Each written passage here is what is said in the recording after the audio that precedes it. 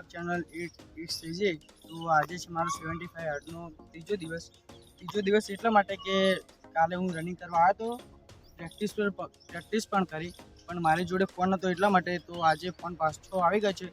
તો આજે મારો છે ત્રીજો દિવસ, તો ચાલો રનિંગ તો કરી લીધી છે, તો હવે ચાલો હવે પ્રેક્ટિસ કરીએ।